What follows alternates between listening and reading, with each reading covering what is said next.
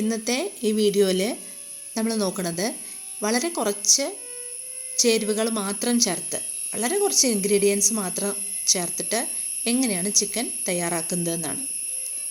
ആദ്യം നമ്മൾ ചിക്കൻ ഒന്ന് വരഞ്ഞെടുക്കുക, എല്ലാ പീസസും ഒന്ന് വരഞ്ഞെടുക്കുക.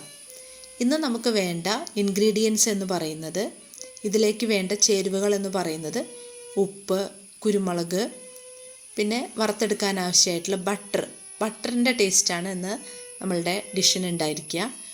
പിന്നെ അതിലേക്ക് കുറച്ച് സോയാ സോസും കുറച്ചധികം വെളുത്തുള്ളിയും, ഇത്രയേ വേണ്ടൂ. ആദ്യം നമ്മൾ ഉപ്പ് കഷ്ണത്തിലൊക്കെ ഒന്ന് പുരട്ടിയെടുക്കാൻ പോവാണ്. ഉപ്പിട്ടു, അതിൻ്റെ ശേഷം കുരുമുളക് പൊടി ഇട്ടു, രണ്ടും കൂടെ നന്നായിട്ടൊന്ന് മിക്സ് ചെയ്തെടുക്കുക. ഇതാണ് നമ്മൾ ആദ്യം ചെയ്യുന്നത്. ഇനി ചെയ്യുന്നത്, ഇതിനെ നമുക്ക് മൈദയിൽ അല്ലെങ്കിൽ കോൺഫ്ലോറിൽ എന്തിലായാലും വേണ്ടില്ല, ഏത് വേണമെങ്കിലും ഉപയോഗിക്കാം. അതിലൊന്ന് എല്ലാ കഷ്ണങ്ങളും ഒന്ന് പുരട്ടിയെടുക്കാം. നന്നായിട്ടൊന്ന് ഈ കഷ്ണത്തിൽ എല്ലാ കഷ്ണങ്ങളിലും ഈ ഫ്ലോറ്, ഈ പൊടി ഒന്ന് പുരട്ടിയെടുക്കാം. അതിൻ്റെ ശേഷം നമ്മൾ പാൻ അടുപ്പത്ത് വെച്ചു. വലിയൊരു പീസ് ബട്ടർ തന്നെ ഇട്ടിട്ടുണ്ട്. ആ ബട്ടർ ഒന്ന് നമുക്ക് അലിയിച്ചെടുക്കണം, മെൽറ്റ് ചെയ്യിച്ചെടുക്കണം.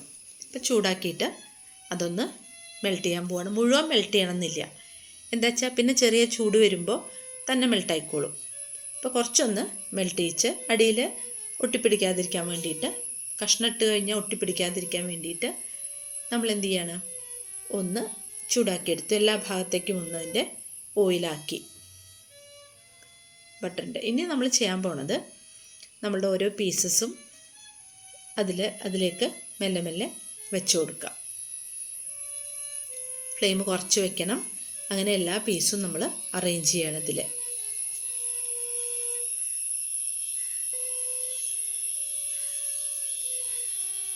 ഇനി അത് മെല്ലെ വെന്ത് കിട്ടട്ടെ. ആ സമയത്ത് നമുക്ക് കുറച്ചധികം വെളുത്തുള്ളി തന്നെ എടുക്കാം. കുറച്ച് കൂടുതൽ വെളുത്തുള്ളി എടുത്തതിന് ശേഷം നമ്മളത് നന്നായിട്ട് പൊടിയായിട്ട് ഒന്ന് അരിഞ്ഞെടുക്കുക.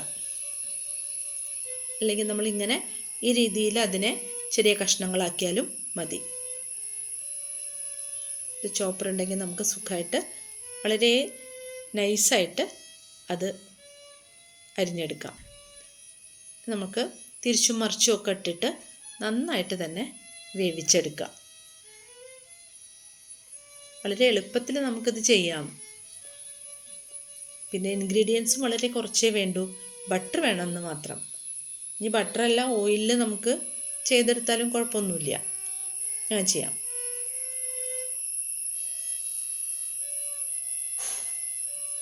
ഇപ്പോൾ കഷ്ണമൊക്കെ വെന്ത് വന്നിട്ടുണ്ട്. അങ്ങോട്ടും ഇങ്ങോട്ടൊക്കെ നല്ലോണം തിരിച്ചും മറിച്ചും ഇട്ടിട്ട് വേണം നമ്മൾ വേവിച്ചെടുക്കാനായിട്ട്. ഇനി നമ്മൾ ചെറിയ ഓരോരോ പീസ് ബട്ടർ ഒന്ന് 2-3 ഭാഗത്തായിട്ട് വീണ്ടും ഒന്ന് ഇട്ട് കൊടുക്കുകയാണ്. ആദ്യം ഇട്ട് കൊടുത്ത ബട്ടറൊക്കെ മെൽട്ടായിട്ടുണ്ട്. അടിയിലൊന്നും ഒട്ടിപ്പിടിക്കാതിരിക്കാനും ഇനി നമുക്കതിൽ വെളുത്തുള്ളി റോസ്റ്റ് ചെയ്തെടുക്കാനുണ്ട്. അപ്പോൾ അതിന് വേണ്ടിയിട്ട് കുറച്ചുകൂടി നമുക്ക് ഓയിൽ കിട്ടണം. അതിന് വേണ്ടിയാണ് നമ്മൾ ഇങ്ങനെ ബട്ടർ ചേർത്ത് കൊടുത്തത്. നല്ല ഒന്ന് റോസ്റ്റ് ആവുന്ന തരത്തിൽ അങ്ങോട്ടും ഇങ്ങോട്ടുമൊക്കെ ഇട്ട് കൊടുക്കണം. നന്നായി വേവിച്ചെടുക്കണം.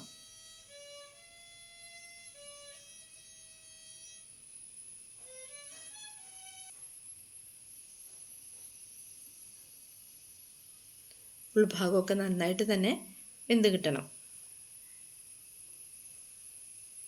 ലോ ഫ്ലെയിമിൽ വെക്കണം, അല്ലെങ്കിൽ നമ്മൾ പുറത്തുള്ള കവറിങ് കരിഞ്ഞു പോവും. അപ്പോൾ അത് ഒഴിവാക്കാൻ വേണ്ടിയിട്ട് ലോ ഫ്ലെയിമിൽ വെച്ചിട്ട് വേണം ഇതൊക്കെ വറുത്തെടുക്കാനായിട്ട്.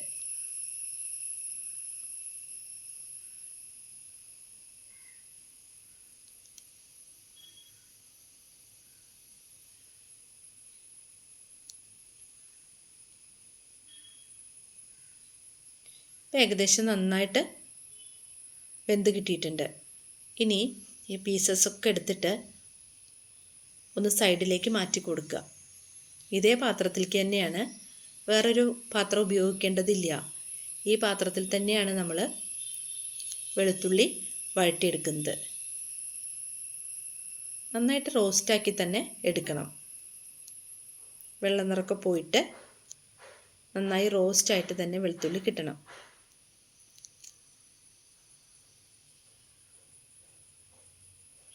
കുറച്ച് സമയത്തിൽ നമുക്ക് മാക്സിമം ഒരു 15 മിനിറ്റേ എടുക്കുകയുള്ളൂ കുക്കിംഗ് ടൈം എന്ന് പറയുന്നത്. ഇപ്പോൾ ഒരു ചെറിയ ബ്രൗൺ കളറായിട്ടുണ്ട്. ഇനി നമ്മൾ ഇതിലേക്ക് സോയാ സോസാണ് ഒഴിച്ചു കൊടുത്തത്. 1 ടേബിൾ സ്പൂൺ സോയാ സോസ് ഒഴിച്ചു കൊടുക്കുക. അതിൻ്റെ ശേഷം അതും ഒന്ന് ഇളക്കിയെടുക്കുക. ഇങ്ങനെ നന്നായി റോസ്റ്റായി വന്നു കഴിഞ്ഞാൽ ബ്രൗൺ കളറിൽ വന്നാൽ സോയാ സോസ് ഒഴിച്ച് ബ്രൗൺ കളറിൽ വന്നാൽ നമ്മളൊരു വലിയ ടേബിൾ സ്പൂൺ നിറച്ച് ഹണിയാണ്, ഇപ്പോൾ തേനാണ് ചേർത്ത് കൊടുത്തത്. ഒരു ലേശം കൂടി 1/2 ടേബിൾ സ്പൂണും കൂടി ഒഴിച്ചു കൊടുക്കാം. സ്വീറ്റ്നെസ് ഇഷ്ടമുള്ളവർക്ക് ആണെങ്കിൽ ഒരു 2 ടേബിൾ സ്പൂൺ നിറച്ചൊഴിച്ചാലും നല്ല ടേസ്റ്റ് തന്നെയാണത്. നന്നായിട്ട് തന്നെ ഇനിയും ഒന്ന് അത് ഇളക്കിയെടുക്കണം.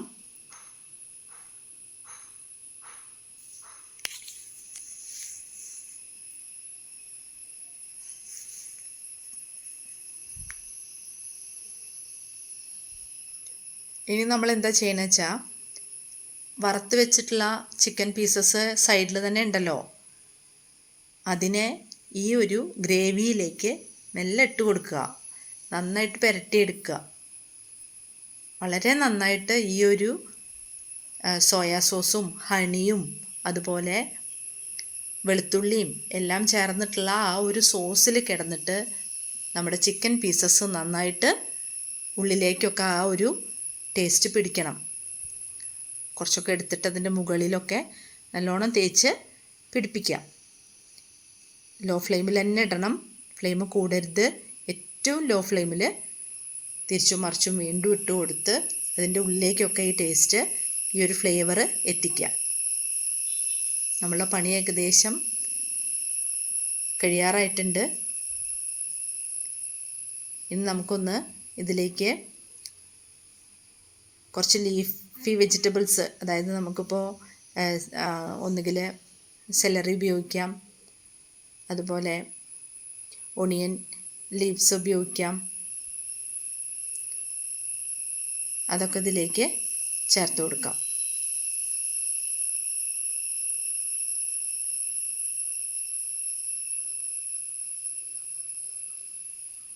നൈസായിട്ട് ചെറിയ പീസസായിട്ട് കട്ട് ചെയ്തിട്ട്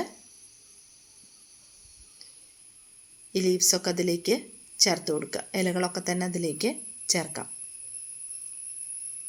ഇപ്പോൾ നോക്കൂ, നമ്മൾ ഒരു മസാല റിച്ച് ഒന്നുമല്ല, പക്ഷെ കണ്ടു കഴിഞ്ഞാൽ വളരെ മസാല റിച്ചായിട്ടുള്ള, നല്ല ടേസ്റ്റി ആയിട്ടുള്ള, കാണാൻ നല്ല ഭംഗിയുള്ള, കഴിക്കാൻ നല്ല ടേസ്റ്റുള്ള ഒരു ചിക്കൻ.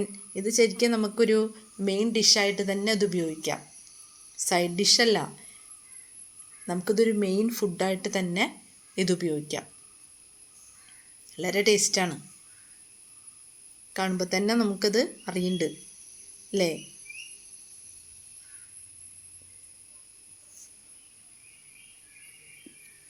എല്ലാവരും ഇങ്ങനെയൊന്ന് ഉണ്ടാക്കി നോക്കൂ കേട്ടോ. കട്ട് ചെയ്ത് കഴിഞ്ഞാൽ ഇതിൻ്റെ ഉള്ളൊക്കെ നന്നായിട്ട് വെന്തിരിക്കുന്നുണ്ട്.